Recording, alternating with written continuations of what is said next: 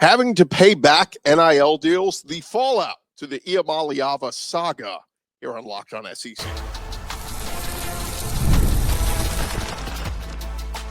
You are Locked On SEC, your daily podcast on the Southeastern Conference. Part of the Locked On Podcast Network, your team every day. What is happening, everybody? Welcome to Locked On SEC. On today's show, we'll talk a little bit about Arkansas and the NIL money fallout with Madden Iamaliava. Also, what are the Vols getting in Joey Aguilar? We'll talk with our buddy Dave Schultz about that. I'm Chris Gordy. Thanks for making Locked On SEC your first listen every day. Shout out to Everydayers, so we're free and available wherever you get your podcasts and on YouTube, part of the Locked On Podcast Network, covering your team every day. Today's episode is brought to you by Monarch Money. Take control of your finances with Monarch Money.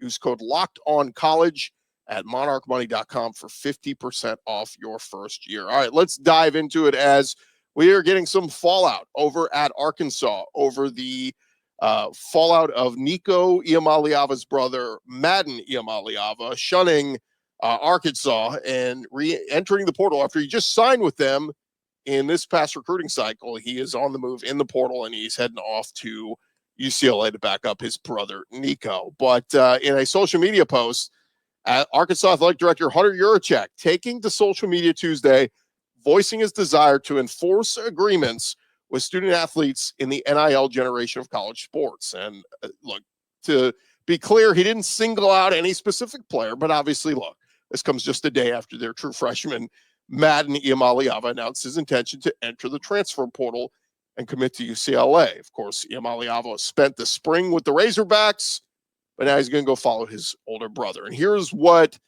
Hunter Yurachek said. He said, "I've spoken with the leadership team at Arkansas Edge and expressed my support in their pursuit to enforce their rights under any agreement violated by our student athletes moving forward. We appreciate Edge's investment in our student athletes and acknowledge the enforcement of these agreements is vital in our new world of college athletics. We look forward to continued dialogue with all parties in resolving the matters." The statement comes amid growing momentum within the sport to include buyouts in NIL deals. And here's the tough part. I mean, when we talk about buyout, look, Sam Pittman's doing his best to get the best players, but you're reliant on your collective. And that's what they did here with Arkansas. Is the collective is agreeing to the deal, but it can't be performance-based. It just can only be, okay, you're going to play here and you get $1 million this year or whatever it is. An Arkansas spokesperson reportedly declined to even comment on if the Razorbacks would pursue legal action against him. But schools across the country are entering this new age of college athletics with the revenue sharing model getting ready to take place as soon as the House of Representatives versus the NCAA case is settled with the $2.8 billion settlement that's coming. And athletes right now are being paid through collectives, which of course is funded through boosters under the guise of name, image, and likeness. But beginning next year, the schools themselves will be able to dish out up to 22% of the average Power League school's annual revenue to athletes, which amounts to around $21 million for SEC schools, including Arkansas. And again, Hunter Yurachek saying basically, we are going to try to get back what we paid. And here's where it really gets sticky is, we had heard from, remember A&M a couple of years ago where it came out, they signed that number 1 recruiting class, and we know it was money and NIL deals and all that. But it was basically what one recruit, I remember it was a $2 million deal he signed. I was like, wow, that kid got $2 million. Well, then you found out afterwards, it was broken down. He was going to get $250K each year. And it was only contingent on, like, he had to stay with A&M for all 4 years to get that money. And it was going to be paid out each year. Now, the question is, where's the payout? Are you getting the payout right when you sign with the school? So remember, like, okay, for instance, $250K for year 1. Do I get that right when I sign the deal? Do I get that when the school year starts? Like, where's the payout? Or is this broken out monthly? Do I get 12 payments? Each month I'm here, I'm getting a payment for X amount of dollars. That's kind of the question. And they're all very different, right? From people I've talked to at different NILs and collectives and all that, it all is very different. Of course, Nico Iamaliava was set to make $2.4 million at Tennessee this year, and obviously going to make a lot less at UCLA. But, the big question is, a kid who signs with your school in December and then leaves in April, how much of the NIL deal does he get? One of the earliest ones I can remember Quinn Ewers was, all the rumors were he wanted to go to Texas, and Ohio State came along and they were after him. And so he ended up going there for a semester and got a truck. That was part of his, deal that he got. He got a truck.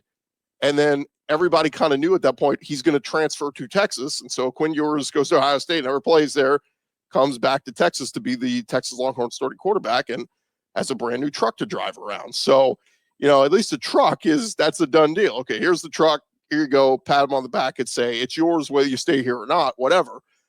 The money payouts is where it gets really sticky, because it's like if Arkansas did pay Madden Iamaliava any sum from the day he signed, and I say, Arkansas, the NIL collective, Arkansas Edge, if they give him any payment, how is that deal structured?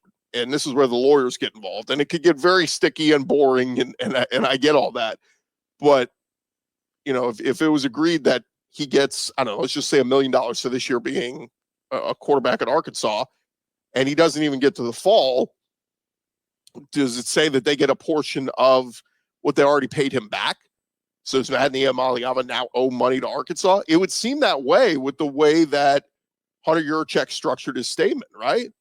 Like basically saying that, and we read through this again, spoken with the leadership at Arkansas Edge, expressed my support in their pursuit to enforce their rights under any agreement violated by our student athletes moving forward. That to me says we gave him money and he left, and he never even, school year or the football season hasn't even started. Yeah, I would think that it probably says something in there like you're going to get $1 million if you finish out this whole year with us. Now, again, remember, cannot be performance-based. So it can't say if you play X amount of games or whatever. It could just be written that if you're on the football team roster and in good standing come December, you get that full $1 million. Whatever it is, that's just going to be a really fascinating part about this, is how do you recoup some of this money? Or is it just a total loss? Is it, let's say it's $1 million payout over year one at Arkansas, and you get the first $500K up front, and then you get the other $500K at the back end of the season ending. Well, if you leave before the season even starts, seems to me like maybe, again, if it's not written specifically in there, kid might just take $500K and that's that. Arkansas can't recoup any of it. But I don't know. It is going to be really fascinating. I saw On3 said it remains to be seen if Iamaliava will owe the Arkansas Edge Group any dollars. Yurachek's message indicates that the Razorbacks will be enforcing NIL buyouts. And yeah, I mean, this is going to be, really interesting. And that's the other part of it too, is like, okay, I got $500K up front, but if I want to be let out of that, I'm going to pay back $400K or something like that. Like, you got the $500K up front, but if you want the buyout, you now got to write them a check for the $400K of that $500K back to let you out of the agreement. Very interesting. You better have good lawyers, not just the Iamaliavas, but kids out there everywhere. Know what you're signing. And this is the dangers of NIL and all this, is like a lot of this is 18, 19, 20-year-old kids. Like, you hope that they have the right support staff and people around them, and people, one, that have their best interests in mind, that aren't just money grubbing people looking to get their share of a cut of some of this money, that, that you're dealing with a lot of big time people with a lot of money on the line. Again, financial details in an NIL deal that Madden Iamaliava agreed to with the Razorbacks remains unknown, but it does seem Arkansas will pursue some sort of repayment as Madden heads to UCLA. So, fun topic. I mean, look, I get it. Some of it is legalese and lawyer talk, and probably want to defer that to our buddy Jimmy Stein from Locked On Bama, because he's a lawyer that could probably give us more in-depth insight into how all this is going to be structured. But every agreement's going to be different, but I do think we're going to see evolution here. We're going to see more schools start to, especially when the schools start paying it out, right? If it's revenue share through the school, they're really going to start putting a lot of verbiage in there that gets them out of, so I'm writing $1 million check to a kid that doesn't even stay at school and transfers to another school. So, all right, coming up next, we're going to switch gears. We're going to talk with our buddy Dave Schultz from Locked On Sunbelt. He got to see and cover Joey Aguilar in his time at Appalachian State, or App State, and we'll get his thoughts. What is Tennessee getting in Joey Aguilar. We'll talk about that next with Dave Schultz. Hey, but first, if you have ever checked your bank account and wondered, where did all my money go? Between dining out, online shopping, entertainment, it is easy to lose track, and that's where Monarch Money comes in. They're your personal CFO, giving you full visibility and control over your finances. Monarch Money isn't just a budgeting app. It is a complete financial command center. You can track all your accounts, investments, and spending in one place, so you stop managing your money and start building your wealth. When you start using Monarch, you're going to realize just how much you spend on food delivery. It's going to make you want to budget smarter and save more. And instead of juggling multiple apps, you can use Monarch to check your finances, track spending, and even plan long-term goals. Managing money with your partner is smoother than ever. Go take control of your finances with monarchmoney.com. Use code LOCKEDONCollege at monarchmoney.com. It's monarchmoney.com. Code LOCKEDONCollege. Get half off your first year. monarchmoney.com. Check them out today. Right along here, Locked On SEC, and very rarely do we cross over to our buddy Dave Schultz in Locked On Sunbelt territory, but the two worlds cross over as a former Sunbelt quarterback, very productive Sunbelt quarterback, is now coming to the SEC, to the Tennessee Vols, and our buddy Dave Schultz is joining us to talk all about it. Dave, welcome in, man. How are you? I'm great, Chris. Thanks for having me on. I appreciate it. Absolutely. So I think last week had you on. We were talking basketball or baseball or something, but right here we get to talk a little football. Joey Aguilar, starter at Appalachian State the last, basically 2 years, and goes to UCLA in the fall or winter portal. Doesn't even play there, and now he and Nico Iamaleava doing a swap-peroo, and Joey Aguilar heading to Knoxville, Tennessee. I guess let's kind of start. Well, first off, let's back up. What was your reaction when you hear all the stuff going down with Nico Iamaleava? It's really the first national case of a guy unhappy, basically a contract, right, holdout, like unhappy with his NIL deal. So what was your reaction when all that happened? Well, the initial reaction was he thought he had Tennessee over barrel. This is not coming in December trying to get more money. This is coming in right at the end of spring ball, and he thought he had Tennessee over proverbial barrel, and he did not. And I think he ended up in a much lesser situation, playing in probably what will be a half-filled Rose Bowl, although that's one of the nicer stadiums around, and having to make that trip to Big Ten country. I hope he got money close to what he was making, but apparently he's not. And so I don't think it worked out very well for Nico. I think it worked out incredibly well for Joey Aguilar. I'm not sure he was getting seven figures at UCLA, and they did say, I saw reports yesterday that Tennessee saved seven figures, but that could still mean that Joey Aguilar is getting seven figures based on what Nico was reportedly making. And so I think it worked out for Joey Aguilar, and if he can revert back to the 2023 form, it could certainly work out for Tennessee.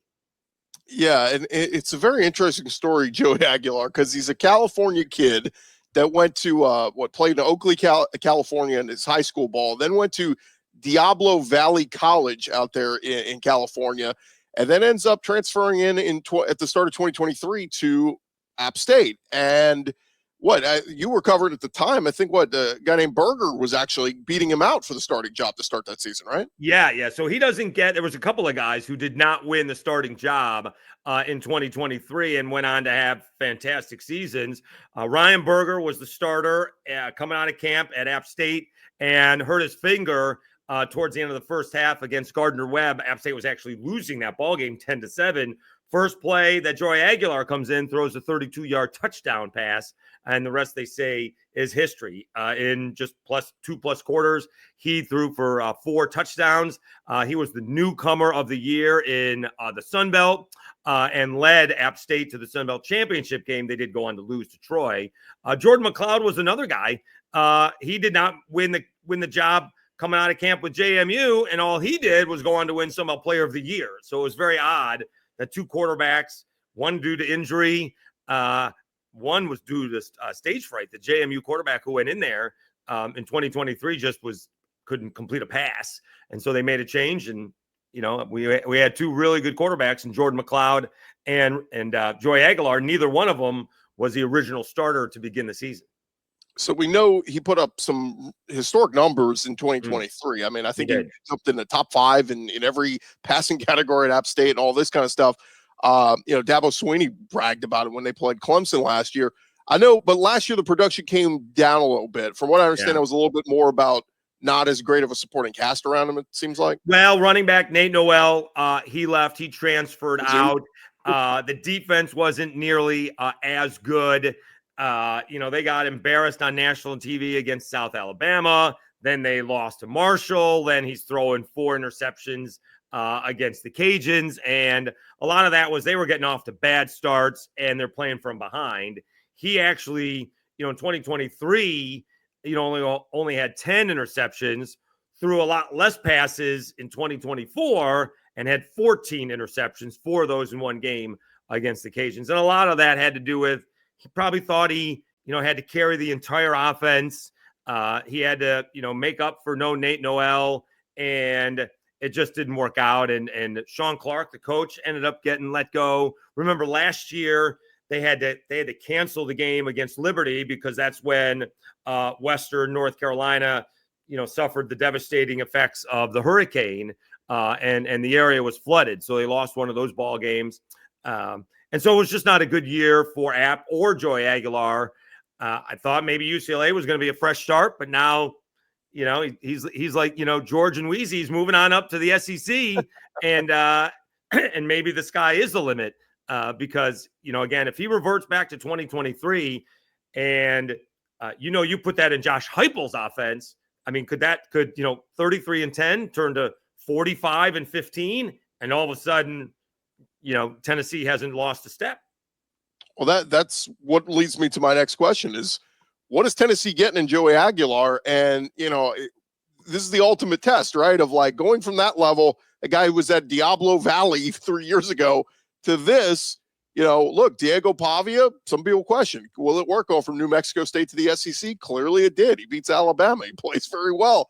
So, that's kind of the thought is everybody is wondering, like, Josh Heupel's such a great, coach with quarterbacks. You look at his track record, could they be getting a diamond in the rough here in Joey Aguilar? Is he the next Diego Pavia? Is he, or can he just be a game manager? This is all kind of, we're going to figure this out. But in your opinion, what is he going to be at Tennessee? He absolutely has the potential to be more than a game manager. I know it's Sunbelt SEC, but 33 touchdowns to 10 interceptions is outstanding ratio in your first year of D1 football. The team rallied around him. He did have more talent in 23 than in 24. But I never heard anything about, Joey Aguilar blaming anybody but himself. He is a team player. He took the opportunity to move from App State in his last year of eligibility. Allegedly, we could be having, the Van Wilder program going on with the NCAA anytime now, 8 to 10 years, depending how long you want to be in school. But he wanted to go make a little bit of money. So he went to UCLA, like you said, back to California kid. And as it works out, now he's in the SEC. And, I don't think anyone's going to work harder. I don't know how much time they can work between now and, when fall camp opens up. But I'm pretty sure he's going to know as much of the offense as possible, working with the offensive line, working with the wide receivers, working with the running backs to try and figure out, what's going on so he can hit the ground running when fall camp does start and he's not, starting from scratch. I think it's a great get for Tennessee. I think it does work out great for Joey Aguilar. I think, you have the dichotomy. I think Nico is all about Nico, and I think in this case, Joey Aguilar is really going to be about the team. And I think Tennessee players and fans are really going to appreciate Joey Aguilar, especially with what they just had when we kind of think that Nico was only out for himself.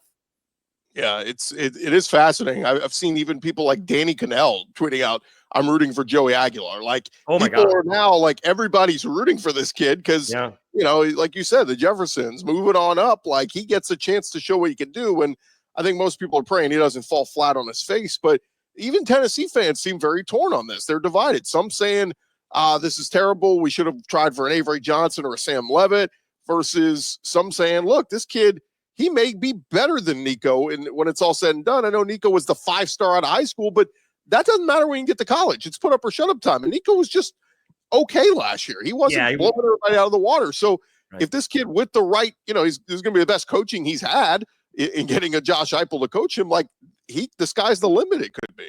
Well, it would be very interesting. So, one of the Sunbelt players is probably going to be drafted. Could be a first-round pick. Michael Green out of Marshall led the nation in sacks last year.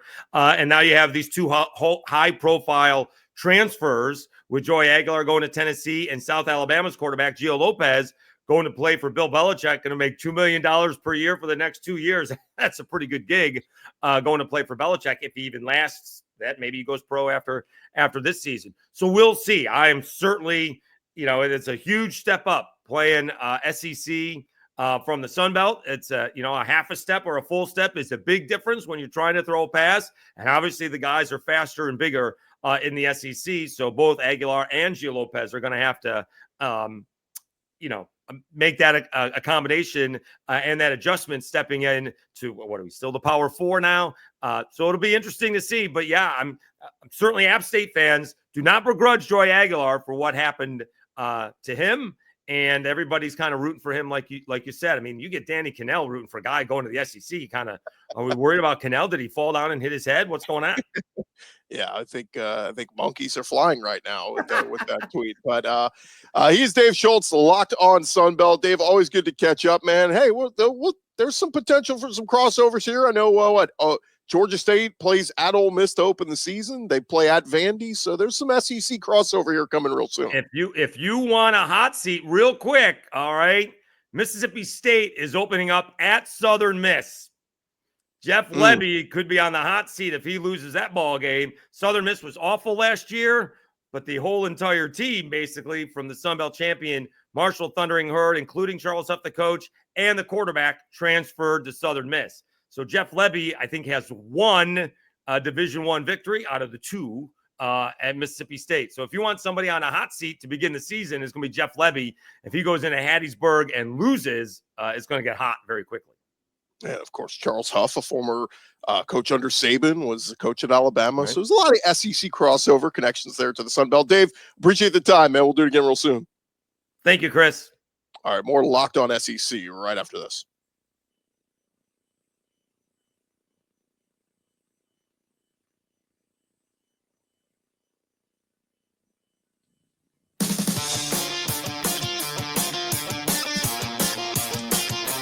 All right, rolling along here to Locked On SEC, part of Locked On Podcast Network, covering your team every day. Our thanks to Dave Schultz for joining us. Give us a little insight on Joey Aguilar heading to Tennessee. All right, before we wrap things up here on today's show, let's get into the latest going on in the transfer portal, where we got guys moving all around. Let's start over at Texas as their defensive front gets a little bit of a boost. Longhorns get a commitment from former Syracuse D lineman Murad Watson, earned freshman All-America honors in 2024, taking his talents to Austin, where he will help Texas on that defensive line. At 31 tackles and a sack last season at Syracuse. He visited Texas earlier this week. Trip went well. Ohio State was also interested, but he chose the Longhorns and was a little bit of an under-recruited high school prospect back in 2024. Broke out last fall at Syracuse, like we mentioned, was a key piece of their run defense, which was very good against the run. So Texas now has 10 transfer commitments for this group in 2025, ranks number 26 nationally. But they did sign the number 1 high school recruiting class. So a lot of good pieces coming into Texas via the portal and via recruiting. All right, over at Tennessee, Joey Aguilar. Talked a little bit about him last segment, but Heisman odds have been posted over at FanDuel. And Nico, transfer from Tennessee to UCLA, his Heisman odds have dipped considerably to plus 8,000, according to the latest odds for FanDuel. Qualifies the former Vol as a long shot. He is currently behind guys like Gio Lopez, who just left South Alabama for North Carolina, Haynes King at Georgia Tech, Avery Johnson at Kansas State. Before going to UCLA, Iamaleava was plus 2,000 to win the Heisman this year. On the flip side, new Tennessee quarterback Joey Aguilar, his Heisman odds have risen. He is up to plus 4,500 to win the Heisman. And so Aguilar's odds currently better than players like Auburn quarterback Jackson Arnold, Nebraska quarterback Dylan Raiola, both former 5-star prospects. So here's the latest odds at the top. You got Arch Manning at Texas at plus 800. He is tied with Garrett Nussmeier at LSU at plus 800. Then you got Cade Klubnik at Clemson plus 1,000. Jeremiah Smith at Ohio State plus 1,200. Julian Sayin, Ohio State quarterback, plus 1,300. Other SEC names to note: Lenore Sellers, South Carolina, he's plus 1,600. DJ Lagway also plus 1,600 at Florida. And like we said, Joey Aguilar at plus 4,500. Last Tennessee player to place in the top 10 of Heisman voting was Hendon Hooker just 3 years ago. Remember, Hendon Hooker came over from Virginia Tech, not exactly heralded as a big-time playmaker. Let's see if Joey Aguilar, coming over from App State, can take off in this Josh Heupel offense. Certainly is possible. Might be worth the shekel over at FanDuel.com. All right, over at Georgia, Jaden Rashada, who spent last year on the bench for Georgia in their quarterback room, he is in the transfer portal, as we know, but the former Arizona State, well, let's rewind. He was a Florida signee. They reneged on that. They didn't pay him what they had agreed to. Went to Arizona State, was a decent player for them. Wound up at Georgia last year, sat on the bench, and so he's in the portal. And he was set to go visit Bill Belichick's North Carolina team this week, but that appears to be off. Chris Hummer reporting over 24/7 Sports that Jaden Rashada no longer visiting North Carolina this week. So where will Jaden Rashada end up if he, keep in mind, the SEC transfer portal rule, he can't go to another SEC school and play immediately. And, well, most SEC schools kind of know who their quarterback is right now, or at least have it pinned down to one or two on the roster. So sounds like he's going to have to go outside of or will he just opt to maybe go to another SEC school and just sit out all this year? I don't know. We'll see what happens there, but certainly keep an eye out. It's big-time talent was coming out of high school. We'll see where he goes. Over to Alabama. Of course, a lot of talk on them and Ty Simpson and their quarterback and what's going to happen with them. But Nick Saban still got an office there at University of Alabama. Nick Saban, coaching icon and, of course, on College Game Day now. But in a recent story by Forbes, Nick Saban apparently entered into a partnership with multiple car dealerships spread across the Southeast. The business has been a smashing success. Saban describing the partnership as one of the best decisions I ever made. And while he's a minority owner, the business has helped make this guy Agresti, one of the newest billionaires, join the world's billionaires club. Joe Agresti, who is, I guess, the brains behind all of this, and working with Saban. So Nick Saban now, like I said, looking to invest in multiple professional sports franchises and rubbing arms with a billionaire. Not a bad place to be for Nick Saban. So retired from coaching in the broadcasting career and busy as an entrepreneur over in the business world. Good for Nick Saban. And lastly, one more Georgia note here. Looks like they are going to have another departure in the transfer portal. Defensive back Chris Peel is opting to enter the portal after 2 seasons with Georgia. He was a 4-star recruit out of the state of North Carolina, number 5 player from the state of North Carolina in 2023, made 1 tackle in his lone appearance as a true freshman, appeared in 4 games as a reserve defensive back last year, registered just 1 tackle. So Chris Peel is on his way out of Athens. And there you have it. That's the latest going on around the conference, and appreciate you guys for listening to Locked On SEC and making us your first listen every day. We'll have more throughout this week, more fallout from the transfer portal, more hype and expectations for Joey Aguilar on Rocky Top. Plenty more to discuss throughout this week on Locked On SEC. But thank you guys again for making us your first stop when you look around and check out podcasts. And hey, remember, you can check out some of our other great podcasts. Of course, you got the NFL Draft show coming your way up there right now, getting you ready for the draft and NFL Draft tomorrow night, and talking about all the different prospects and everything. So search Locked On NFL Draft wherever you get your podcast. I'm Chris Gordy. This has been Locked On SEC. You guys have a great day. We'll talk to you guys tomorrow.